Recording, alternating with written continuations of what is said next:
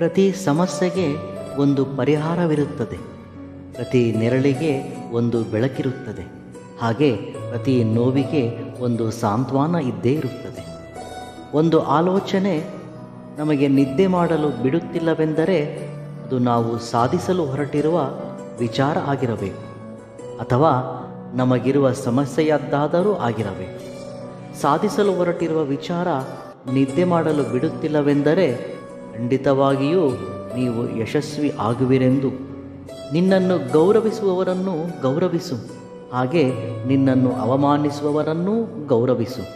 ಅದರಿಂದ ನಿನ್ನ ಗೌರವ ಮತ್ತಷ್ಟು ಬೆಳೆಯುತ್ತದೆ.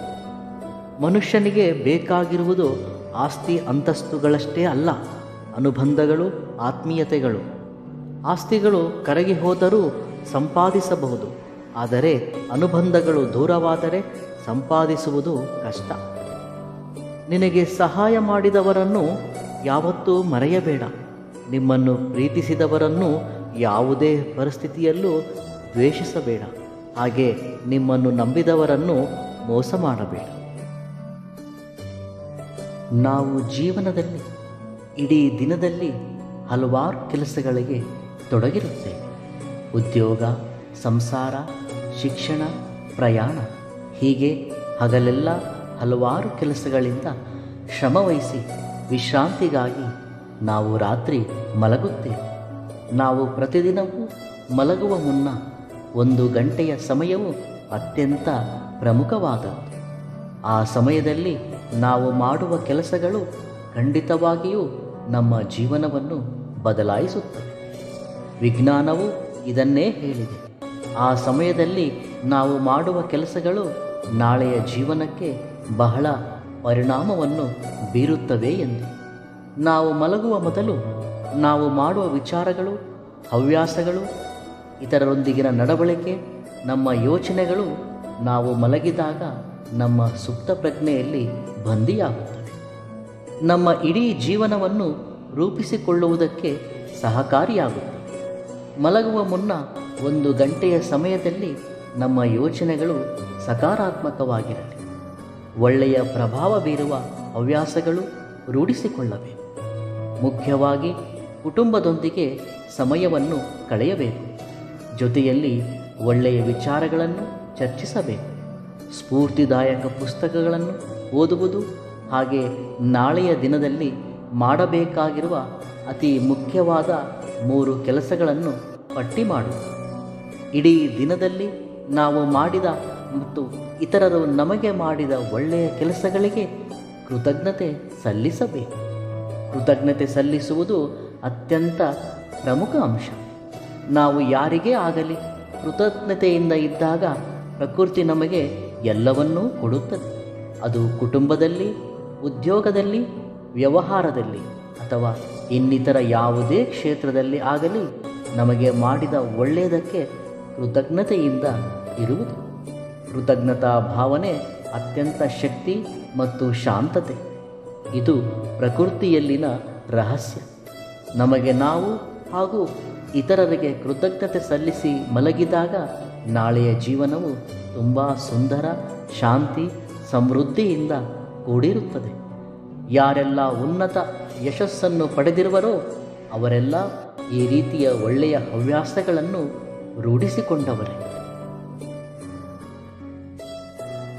ಎಂದಾದರೆ ಒಬ್ಬರಿಂದ ಆಶಿಸುವುದು ಅಥವಾ ಒಬ್ಬರ ಬಗ್ಗೆ ವೃಥಾ ಚಿಂತಿಸುವುದನ್ನು ನಿಲ್ಲಿಸುತ್ತೀಯೋ ಆಗಿನಿಂದ ನಿನ್ನ ಜೀವನ ಅದ್ಭುತವಾಗಿ ಬದಲಾಗುವುದು. ಜೀವನದಲ್ಲಿ ನೀನು ಪಟ್ಟ ಕಷ್ಟ ಮತ್ತು ನೋವಿನ ಸಂದರ್ಭಗಳ ಬಗ್ಗೆ ಹೆಚ್ಚಾಗಿ ಚಿಂತಿಸಬೇಡ. ಏಕೆಂದರೆ ಕಾಲ ಅನ್ನುವುದು ಒಂದಿದೆ, ಅದು ಎಲ್ಲವುದಕ್ಕೂ ಪದೇ ಸಮಾಧಾನ ಹೇಳುತ್ತದೆ.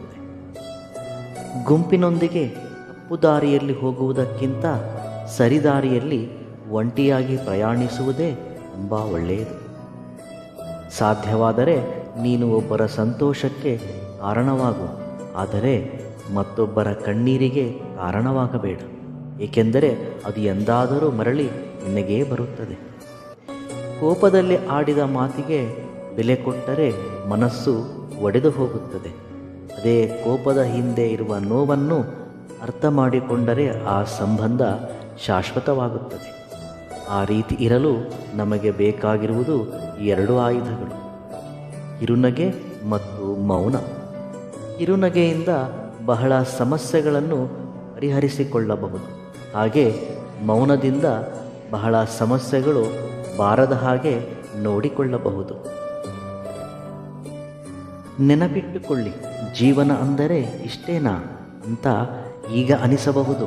ಆದರೆ ಒಂದು ವಯಸ್ಸು ಬಂದಾಗಲೇ ಅರ್ಥ ಆಗೋದು ನಿನಗಿರುವ ಜವಾಬ್ದಾರಿ ಮತ್ತು ನಿನ್ನ ಮೇಲೆ ನಂಬಿಕೆ ಇಟ್ಟಿರುವವರನ್ನು ನಿಭಾಯಿಸಲು ಹೋರಾಡುವ ಅವಸರ ಎಂದು.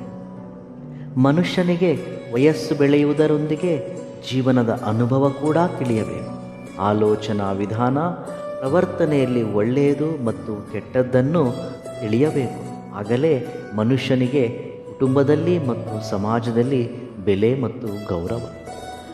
ಕಾರಣವಿಲ್ಲದೆ ಬರುವ ಕೋಪ, ಗೌರವವಿಲ್ಲದ ಸಂಬಂಧ, ಜವಾಬ್ದಾರಿ ಇಲ್ಲದ ಯೌವನ, ಹಾಗೆ ಅಲಂಕಾರದಿಂದ ಬರುವ ಅಂದ ಬಹಳ ದಿನ ಉಳಿಯುವುದಿಲ್ಲ.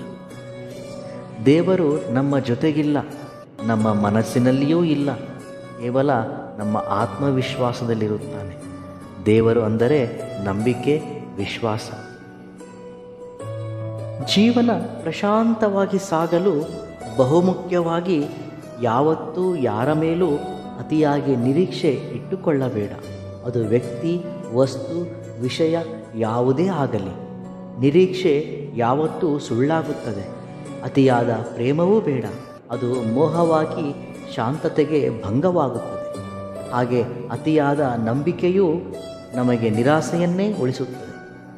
ಎಲ್ಲವೂ ಅವರವರ ಕರ್ಮವೆಂದು ತಿಳಿದು ಪ್ರಶಾಂತವಾಗಿರು. ಹಾಗೆಂದು ಜವಾಬ್ದಾರಿಯಿಂದ ತಪ್ಪಿಸಿಕೊಳ್ಳಬೇಡ. ಜವಾಬ್ದಾರಿಯನ್ನು ನಿಭಾಯಿಸು. ನಿನ್ನಿಂದ ಏನು ಮಾಡಬೇಕೋ ಅದೆಲ್ಲವನ್ನೂ ಮಾಡು. ಉಳಿದದ್ದು ಅವರಿಗೆ ಬಿಟ್ಟದ್ದು.